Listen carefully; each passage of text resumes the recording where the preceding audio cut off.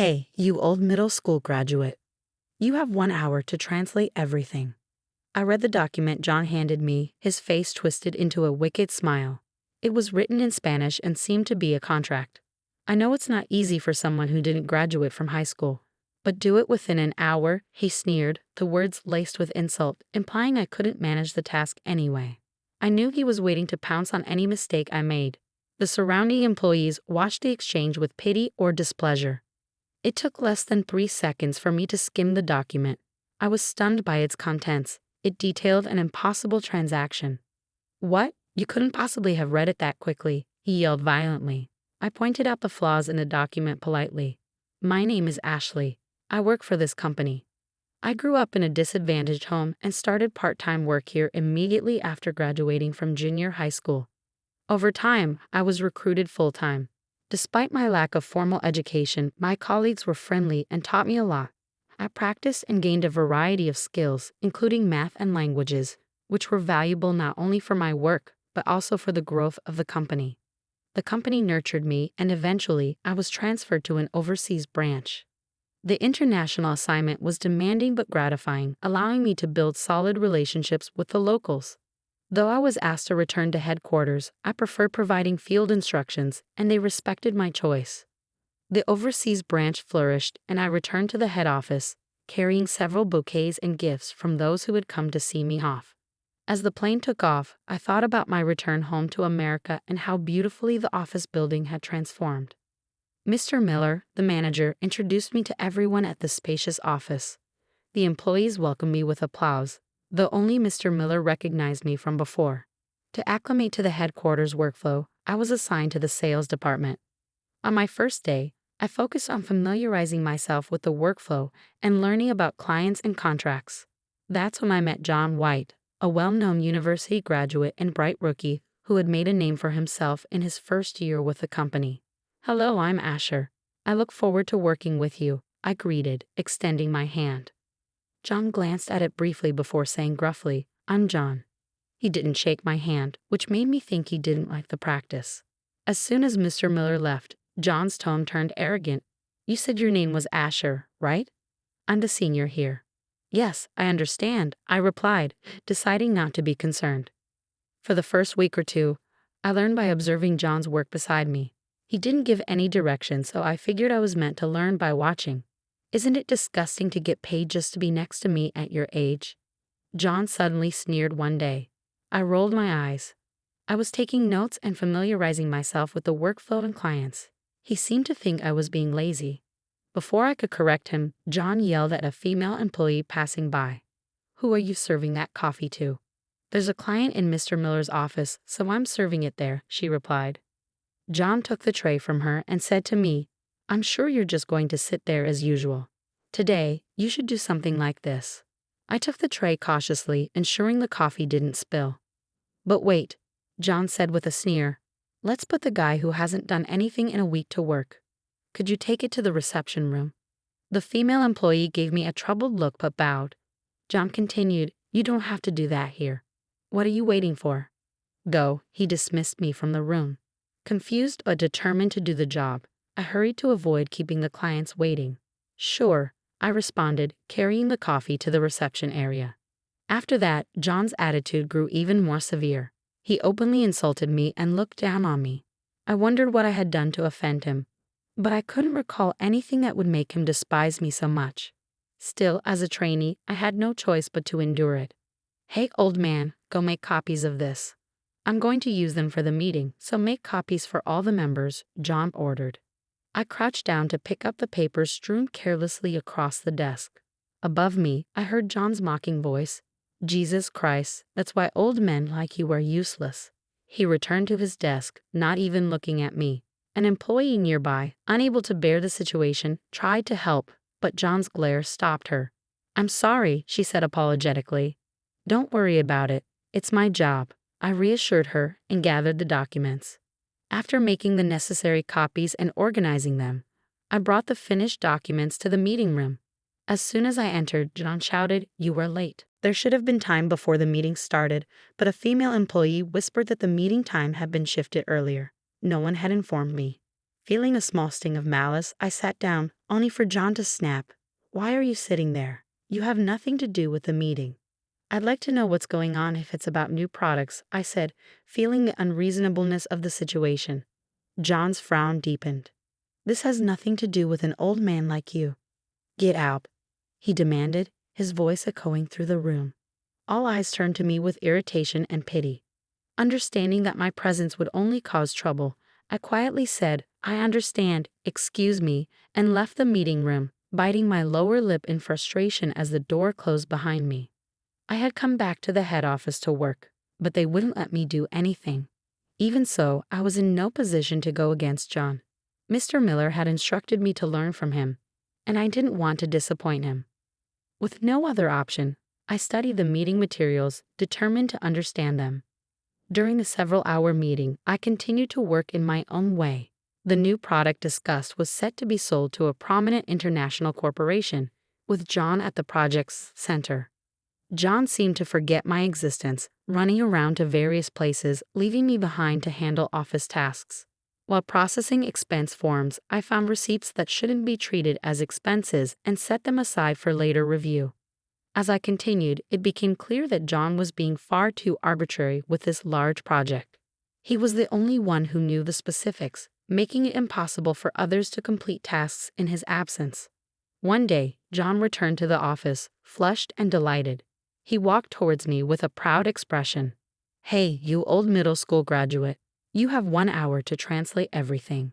He handed me a stack of papers with a sneaky smirk. It seemed to be a contract. I know it's not easy for someone who didn't graduate from high school, but do it within an hour. I stopped him as he started to walk away. "Wait a minute, this is a contract for a new product, right?" "Yeah, so what?" John snapped, clicking his tongue. I read it quickly, but this type of contract is impossible, I stated. "What do you mean?" "There's no way you could have read it that quickly," John yelled violently. I pointed out the errors in the document politely. "First of all, the amount is wrong." The contract was easy enough to read within 3 seconds, and I had noticed the discrepancies immediately. John's eyes widened in surprise, and the other employees watched in shock. "The text looks fine, but it's written in euros." "What are you talking about?" "It can't be," John said, grabbing the contract from me. He shouted when he saw the amount indicated. In US dollars, it would be several million, a reasonable sum for a contract. But in euros, the figure was significantly different. The small, crumpled handwriting in the contract suggested the other company was being deceptive. It was clear if one checked carefully. They were looking down on us, and John had missed it entirely. Fortunately, the contract had not been signed yet, so the situation was still manageable. I quickly said, "Someone, please call Mr. Miller immediately." "What? You don't have the authority to make calls, old man," John sneered. I glanced at him, trying to keep my composure. "John, the contract states that a sample of the product will be provided before it's signed." "Of course it's a big deal, so it's obvious," he scoffed. "Have you informed the factory about this?" John stopped, realizing that the message hadn't been relayed to the factory. "Well, I'm sure there's enough to go around without telling them." "We can't assume that without checking with the factory," I replied, immediately calling them. The local workers were surprised by the urgent call from headquarters, but I insisted on speaking with the manufacturing manager. Fortunately, the manager was nearby and picked up quickly. I confirmed the current status and the number of samples we could provide, which turned out to be insufficient. "I realize I'm asking a lot, but I need you to complete this quantity of products by the delivery date." "If it's you asking, Asher, don't worry. I'll take care of it," the factory manager agreed readily. I felt guilty for making the on-site employees work overtime, but thanked them sincerely. Just then, Mr. Miller arrived, his face stern. John, looking pale, blurted out, "Sir, he took away my contract without permission." Everyone knew John had originally brought the contract, but he was clearly trying to pin the blame on me. I felt a deep sadness as I handed Mr. Miller the translated version of the flawed contract. His expression changed as he read it. "If a deal like this went through, our losses would be immense," Mr. Miller said, visibly concerned. "The deal hasn't been officially concluded yet. I'll contact the counterparty myself." John tried to interject. "What the hell? That's my deal. I'll contact them." "John, shut up for a minute," Mr. Miller snapped.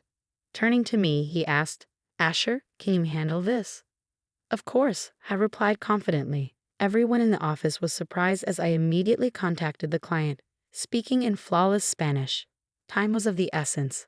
I have an appointment and am on my way to speak with them now, I informed Mr. Miller. I'll accompany you, he responded. We dressed quickly and prepared to meet the client. John, attempting to come along, was stopped by Mr. Miller's harsh glare. Do you realize the gravity of what you've done?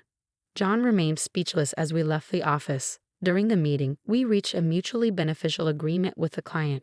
Although they were initially arrogant, speaking in their language changed their attitude, leading to an open and respectful dialogue.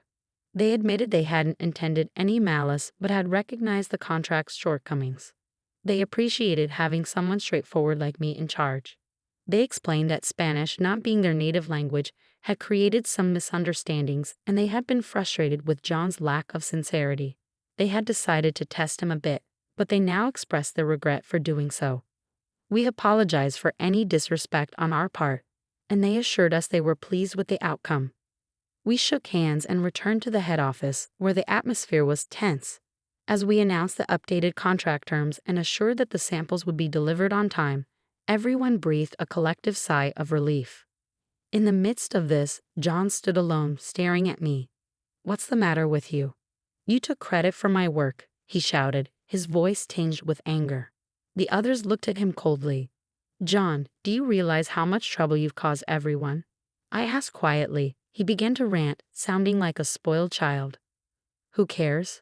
It would have worked if we had just done what I told you. I did nothing wrong. What you did was unnecessary. It was not my fault. It was absolutely not my fault. Everyone reacted indifferently as John continued his outburst. My patience had reached its limit. That's enough, I said, my voice echoing through the office. You should be ashamed of yourself. You're an adult and you can't even accept your own mistakes. John was stunned by this subtle but profound statement. The employees stared at me with astonished faces while the manager chuckled. If you hadn't taken sole initiative, this could have been avoided, I continued. But the office is full of useless people, John muttered, but no one listened. What's going on? Why does it seem like you're right and I'm wrong? I have a name, Asher, I told him firmly. You never once called me by my name. You don't deserve to be called by yours. John's stubborn refusal to acknowledge his failure hurt me. Mr. Miller then spoke up. Asher has been a key figure who founded and supported the overseas branch for 10 years. That's impossible. This old guy has only a middle school diploma, John exclaimed in disbelief. I did not attend high school, but I've been with the company since then, I replied. The staff, including John, were taken aback by Mr. Miller's and my statements. His abilities and career are of a higher caliber than yours, Mr. Miller added. I was foolish to expect that he would learn a lot from you. John looked down, depressed, as Mr. Miller shook his head in disappointment. After that, John was no longer seen in the office. He wasn't fired.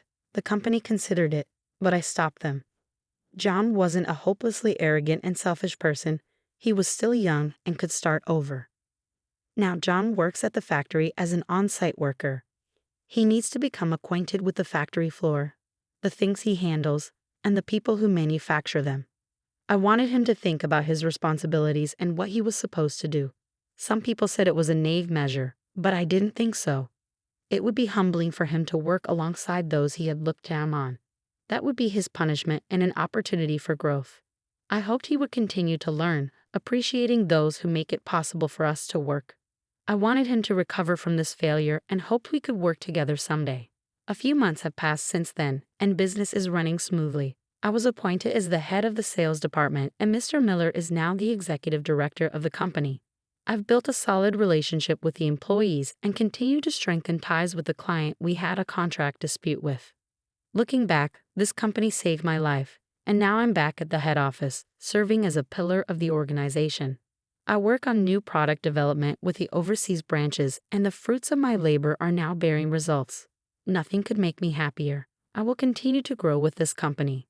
As I watered the small cactus on my desk, I noticed it had flowered, a little flower, a symbol of new beginnings and hope.